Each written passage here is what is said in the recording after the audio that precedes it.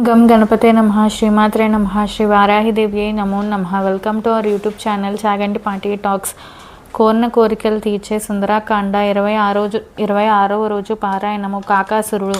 హనుమంతుడు. అమ్మ పరమ సాధ్వీమణి, నీ మాటలు నీ పాతివ్రత్యానికి నిదర్శనంగా ఉన్నాయి. 100 యోజనాల సముద్రం దాటేతందుకు నా వీపు మీద కూర్చోవడం భయంగానే ఉంటుంది. స్త్రీవి కనుక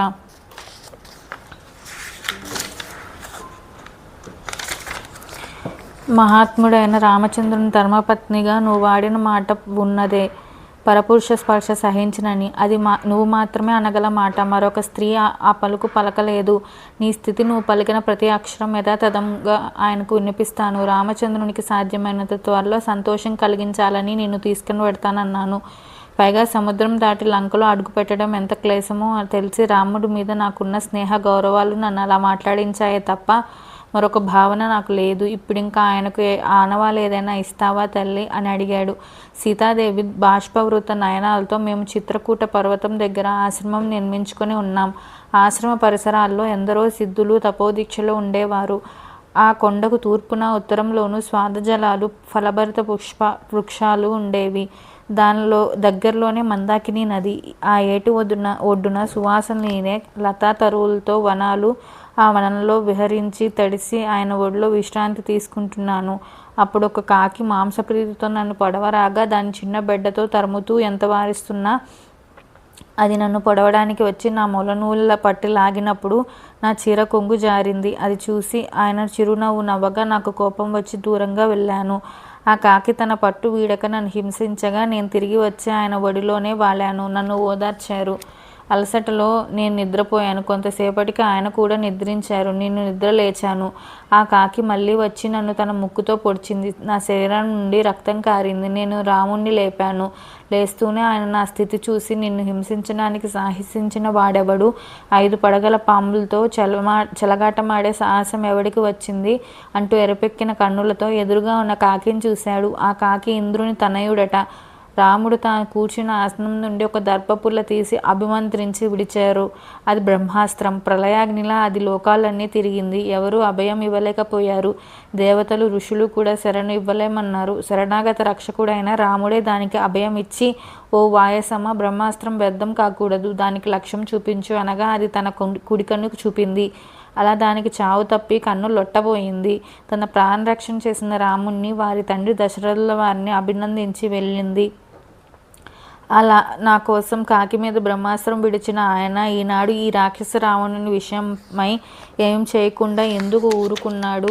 అంతటి శక్తిశాలి అయిన నాదుడుని నేను అనాథలా ఉన్నాను. దయను మించిన ధర్మం లేదని ఆయనే అనేవారు. ఉత్సాహ బల పరాక్రమ సంపన్నుడు, శత్రు సంహార సమర్థుడు, సముద్ర గంభీరుడు, ఇంద్రసదృశుడు, సముద్ర పరివృత భూమండలాధీశుడు, వివిధ శాస్త్ర కోవిదుడు, దేవ దానవ నాగ గంధర్వ జాతులను నిర్జించగల సూర్యుడు, ఇంతటి వాడే ఎందుకు ఉపేక్షిస్తున్నాడు ఆయన? అగ్ని వాయుదేవులతో సమానులై అన్నదమ్ములు ఇంత ఉదాసీనంగా ఉన్నారంటే నా పాపకర్మ ఫలం ఇంకా పరిసమాప్తి కాలేదేమో. వారు రాకపోవడానికి అదే కారణం అని దుఃఖిస్తున్నది సీత. హనుమ. అమ్మ, నీ వియోగ దుఃఖంతో ఆయన ఏ పని చేయలేక దుఃఖంతో ఉంటున్నాడు. ఆయన శోకం చూడలేక లక్ష్మణుడు పరితాపం చెందుతున్నాడు. ఈ క్షణం వరకు నీ జాడ తెలియదు ఆయనకు. ఇప్పుడు నేను చూశాను. నీ దుఃఖం సమాప్తమయ్యింది. ఆ రాకుమారులిద్దరూ నీ వార్త వింటూనే వచ్చి లంకను భస్మం చేసి ఈ క్రూర రాక్షసుని బంధు సమేతం సంహరించి నిన్ను తీసుకుని వెళతారు. నేను తిరిగి వెళ్ళి రామచంద్రునికి, లక్ష్మణునికి, సుగ్రీవునికి ఏం వివరించాలి? సీతాదేవి. హనుమ, కౌసలాదేవికి ప్రభవించిన రామచంద్రుని శిరస నమస్కరించి ఆయన కుశలం అడుగుతున్నానని చెప్పు.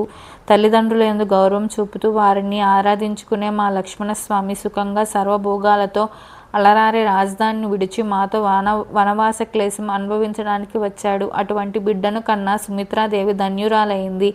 ఆ మహావీరుడు మాకు రక్షకుడుగా వచ్చాడు. ఆ మహాభాగుడు సింహస్కందుడు ప్రియవాది. నన్ను తల్లిగా, అన్నగారిని తండ్రిగా భావించి సేవించుకున్నాడు ఇంతవరకు. ఆనాడు రాక్షసుడు అపహరించినాడు. మా లక్ష్మణుడు ఆశ్రమంలో ఉంటే ఇంత జరిగేది కాదు. మా లక్ష్మణుడు సర్వకార్య నిర్వహణ దక్షుడు. నా మీద కంటే ఆయనకు తమ్ముని మీదనే ప్రేమ ఎక్కువ. తమ్ముని తోడు చూసుకుని రాముడు పితృ మరణ బాధ మర్చిపోగలిగాడు. అటువంటి మరిది క్షేమంగా ఉన్నాడని నమ్ముతున్నానని చెప్పు. ఇంకా నా భర్తతో ఈ మాట చెప్పు. నేను ఇంకా 1 నెల కంటే జీవించను. నన్ను ఈ లోపునే రక్షించుకోవాలి. ఈ చూడామణి ఆనవాలుగా ఇచ్చానని చెప్పు అంటూ కొంగుముడినున్న చూడామణి హనుమంతునికి అందించింది. ఆ ఆభరణాన్ని ఉంగరంలా వేళ్ళకి తొడుగుదామనుకున్నాడు, కానీ అది కుదరలేదు. దానిని చేతబట్టి సీతాదేవినికి ప్రదక్షిణ నమస్కారాలు చేసి వినయంగా నిలబడ్డాడు. వాయునందను మనస్సు రామమయకంగా తిరుగు ప్రయాణానికి సంసిద్ధుడవుతున్నాడు. జానకి హనుమ ఈ చూడమని చూడగానే ఆయనకు వారి తల్లి కౌసల్య, మామగారు దశరథులు, నేను ముగ్గురం మనసులో కనిపిస్తామంది. హనుమంతుడు తల వంచి నమస్కరించాడు. హనుమాన్, నువ్వు వెళ్ళగానే రామలక్ష్మణ సుగ్రీవుల క్షేమం, మీ వానర వృద్ధులందరి కుశలం అడుగుతున్నానని చెప్పు. అనుదినం రామునికి ఉత్సాహం కలిగిస్తూ నన్ను ఉద్ధరించే ప్రయత్నంలో ఉండేటట్లు చెయ్యి. నా మాట వినగానే ఆయన కార్యరంగంలో ప్రవేశిస్తాడని ఎరుగుదును అంది. హనుమ రాముడు సర్వవానర భల్లూక సేనా సమేతం ఇక్కడికి హుటాహుటిన వస్తాడు. ఆయన నారి సారించి బాణవర్షం కురిపిస్తుంటే ఎదురు నిలిచేవారుండరు. ఇంద్ర యమ సూర్యులే నిలబడలేరు. ఆయన విజయం సాధించగలడు. మరి నేను వెళ్ళరానా? జానకి, నాయన ఈ రోజుకు రహస్యంగా విశ్రాంతి తీసుకుని రేపు బయలుదేరవచ్చు కదా. మరి కొంతసేపు ఉంటే నాకు ఆశ్వాసన. ఇంతకు మీరందరూ వచ్చేంత వరకు నేను ప్రాణాలతో ఉంటానో లేనో. వానర భల్లూక సేనలు మహాసాగరాన్ని ఎలా దాటగలవు? వాయుదేవుడు గరుత్మంతుడు, నువ్వు తప్ప ఇంత సముద్రం దాటగల ప్రాణకోటి మరొకటి ఉండదు. అయినా రాముడు స్వయంగా వచ్చి లంకా నగరాన్ని జయించి నన్ను తీసుకువెడితేనే మాకు కీర్తి. ఆ మహాకార్యం ఎలా సాధ్యమని ప్రశ్నించింది హనుమ. అమ్మ, ఈ సందేహం నీకు అనవసరం. మా ప్రభు సుగ్రీవుడు ఈ విషయమై ఎప్పుడూ నిశ్చయించాడు. మా వానర భల్లూక వీరులందరూ ఆయన ఆజ్ఞానుసారం నడుచుకుంటారు. వారికి భూమి ఆకాశాల్లో అడ్డంకి లేదు. వారు మహా తేజస్సులు. నదీ నద పర్వత కానన సాగర పరివృత భూమండలం అంతా వారికి కొట్టిన పిండి. మా వారిలో నన్ను మించిన వారు నా అంతటి వారే తప్ప నాకన్నా తక్కువ వాళ్ళు లేడక్కడ. దూతగా మహామహులను పంపరు, నా వంటి సామాన్యులను తప్ప. అంటే ఆలోచించు. మా వారి బలశక్తులు, వానర బలాధిపులు ఒక్క అంగలో సముద్రం దాటి రాగలరు. రామలక్ష్మణులు అంటావా? ఇద్దరిని చెరొక భుజం మీద ఎక్కించుకొని నేను వచ్చేస్తాను. వారు బాణపరంపరతో లంకను ముంచెత్తుతారు. రావుణ్ణి సంహరించి నిన్ను తీసుకుని వెడతారు. ప్రజ్వలిత అగ్ని వదనుడైన రామభద్రుడు అచిరకాలంలోనే ఇక్కడికి నీకు కనిపిస్తాడు. నిశ్చింతగా ఉండు. రాక్షస వంశం నేలకూలినాడు నువ్వు రామచంద్రుణ్ణి చేరి తీరుతావు. మలయపర్వత గుహలలో చెరిచే సింహశార్దూల సమపరాక్రమ సంపన్నులైన వానర భల్లూక పతులందరూ నీ కోసం ఈ రాక్షస సంహారానికి వస్తారు.